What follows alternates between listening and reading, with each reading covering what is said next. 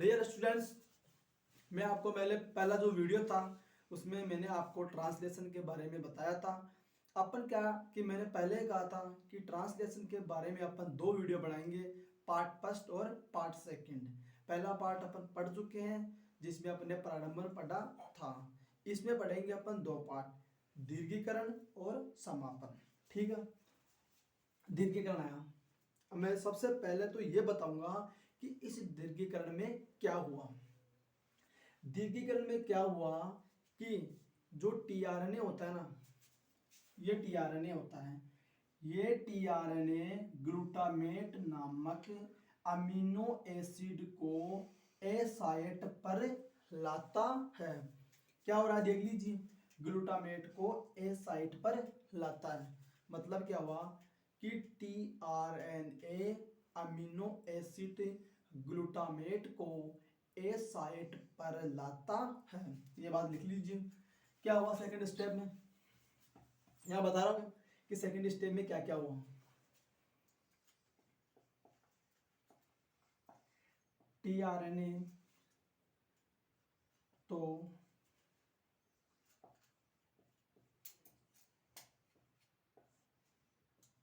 Amino acid कौन सा, glutamate.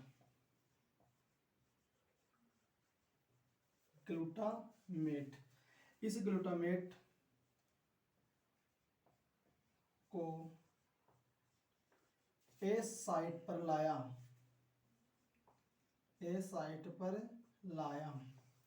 ठीक है, पता चल रहा है अपने को कि ग्लूटामेट नामक अमीनो एसिड को ये जो टीआरएनए होता है वो टीआरएनए ए साइट पर लाया। ठीक है, मेन कंसेप्ट यही है कि टीआरएनए को ए साइट पर किसको लाया, ग्लूटामेट को। तो याद रख लीजिए, लिख लीजिए कि टीआरएनए ने दीर्घीकरण की फर्स्ट स्टेप में ग्लूटामेट को ए साइट पर लाया।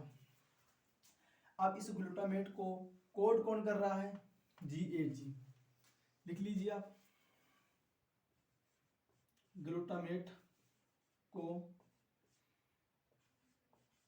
GAG कोड करेगा।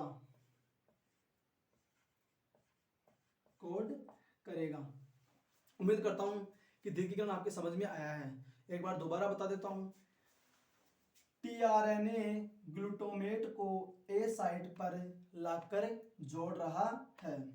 ठीक है, अब इस ग्लूटामेट को टीआरएनए लाया तो उसको कोडोन कर रहा है GAG। ठीक है, और दीर्घीकरण में एक बात और याद रख लेना, क्योंकि जो प्रारंभन था उसमें तो क्या था कि छोटी उप इकाई जुड़ रही थी, जबकि दीर्घीकरण में बड़ी सुब इकाई जुड़ रही है। इतना याद रख लेते हैं। अब अपन इस प्रोसेस में यह पढ़ेंगे कि प्रोटीन संश्लेषण कब होता है। बता रहा हूं यहां, मिथ्योनिन और ग्लूटामेट, ठीक है, ये दो अमीनो एसिड हैं। इन दोनों के बीच में कौन सा बंध बनेगा, पेप्टाइड।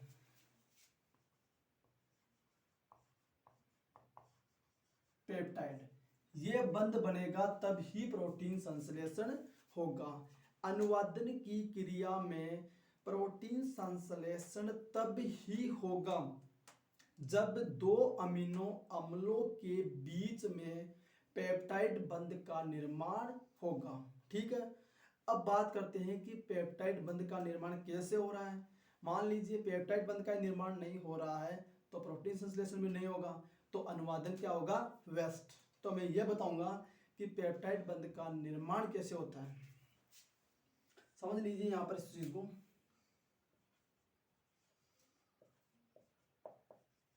पेप्टाइड बंध निर्माण। सबसे पहले चीज, इसमें बड़ी उप इकाई काम करती है। तो इसमें क्या होता है, 23S RNA। इस 23S RNA को पेप्टाइड ट्रांसफरेज बोलते हैं। इसमें कैटालाइज पेप्टाइड बंध का निर्माण होता है। बता देता हूं मैं,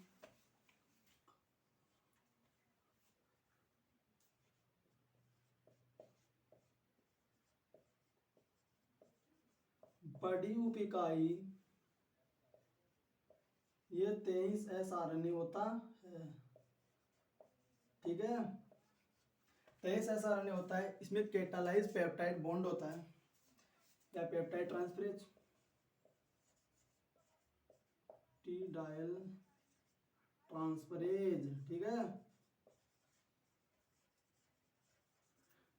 इसमें कौन सा बंध बना, कैटालाइज पेप्टाइड बॉन्ड, ठीक है। इसमें बड़ी उपिकाई यानी 50 उपिकाई भाग लेती है, 23 आरएनए होता है। इस 23 आरएनए को अपन बोलते हैं पेप्टिड डायल ट्रांसफरेज। इसमें कौन सा बंध बना, कैटालाइज पेप्टाइड बॉन्ड, ठीक है। एक बार फिर बता देता हूँ दीर्घीकरण के पहले स्टेप में क्या क्या हुआ। सबसे पहले तो क्या हुआ कि जो ये टीआरएनए होता है ये ग्लूटामेट नामक अमीनो एसिड को कहाँ जोड़ता है, ए साइट पर, पहली स्टेप।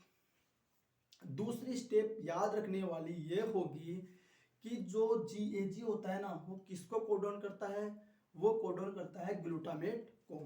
दो स्टेप। थर्ड और मुख्य स्टेप कि प्रोटीन संश्लेषण कब होगा।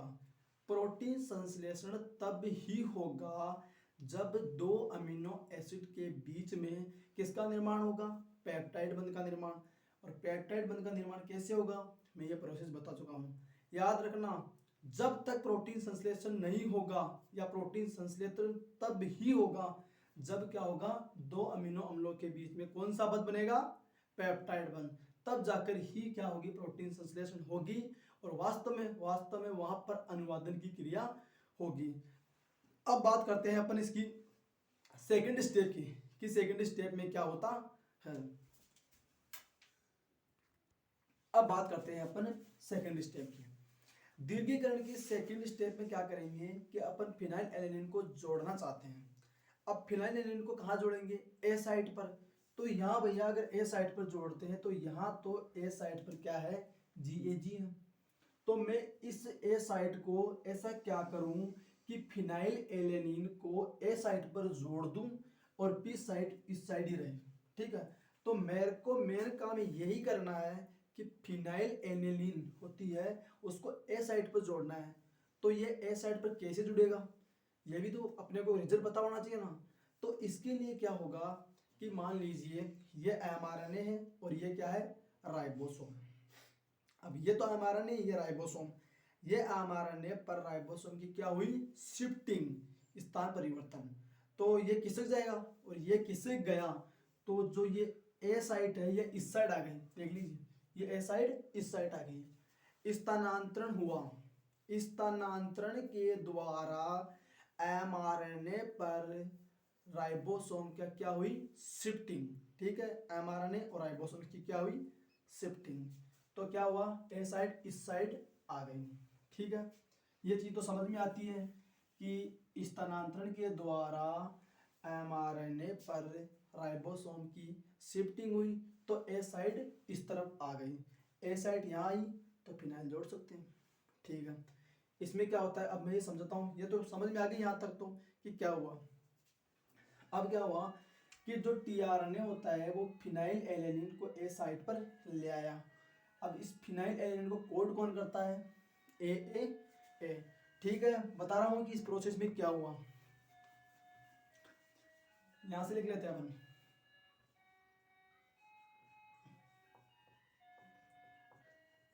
स्थानांतरण के द्वारा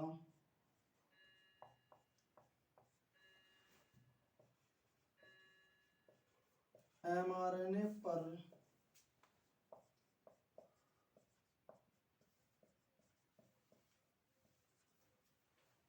राइबोसोम की शिफ्टिंग हुई। शिफ्ट करने का मतलब जानते हो सब, स्थान परिवर्तन हुआ।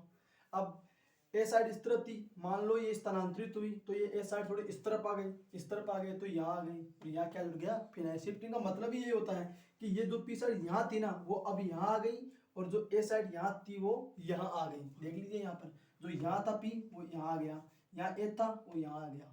इसका मतलब इसमें ट्रांसलोकेशन या स्थानांतरण का बड़ा क्रूशियल इंपॉर्टेंट रोल होता है। स्थानांतरण के द्वारा एमआरएनए पर राइबोसोम की शिफ्ट हुई तो पी का और ए का दोनों का क्या हुआ, स्थान परिवर्तन। अपन चाहते ही है कि मैं ए साइड पर जोड़ू फिनाइल एलिनिन को, तो ए साइड पर जोड़ने के लिए अपन को थोड़ा किसका देंगे, किसका देंगे, तो ए साइड उस तरफ चली गई तो क्या हुआ, शिफ्टिंग हुई।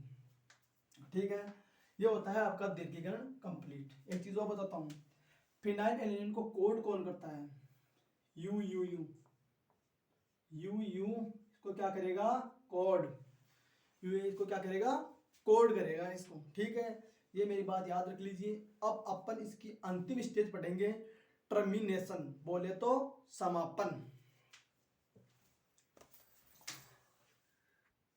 अब बात करते हैं अपन समापन की, लास्ट एंड फाइनल है। 3 कोडन होते हैं, U U, U A G, U G A, ये 3 कोडन होते हैं समापन। समापन का मतलब ये होता है कि अनुवादन की क्रिया में प्रोटीन संश्लेषण होना बंद हो चुका है।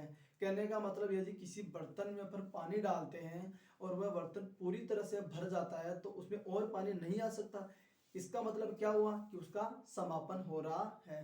वैसे इसमें होता है, प्रोटीन संश्लेषण हो गया, अब प्रोटीन संश्लेषण होना रुक गया, मतलब फुल हो गया, फुल होने के बाद रुक गया, समापन होता है। 3 कोडन होते हैं।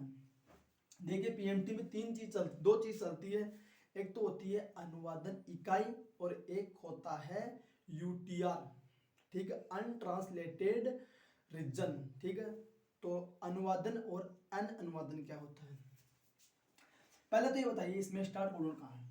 ये तो है इसका स्टार्ट कोडन, और ये भी नहीं, ये भी नहीं, ये क्या हुआ इसका समापन कोडन। देख लीजिए समापन कोडन, तो स्टार्ट कोडोन और समापन कोडोन, इन दोनों के बीच का जो क्रम होता है ना, उसे बोलते हैं अनुवादन इकाई।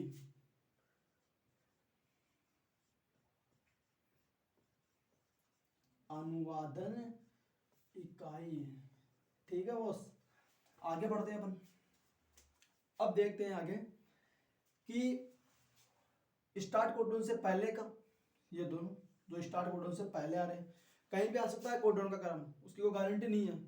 कोडोन का मतलब होता है कि स्टार्ट कोडोन से तो पहले और समापन कोडोन से बाद का क्रम। ठीक है, तो इन दोनों को बोलते हैं अपन, क्या बोलते हैं, अन अनुवादन, अन अनुवादन। ठीक है, समझ में आ रही है मेरी बात, समझ रहे हो। अन अनुवादन क्या होता है, स्टार्ट कोडोन से पहले समापन कोडोन के बाद का क्रम अन अनुवादन होता है।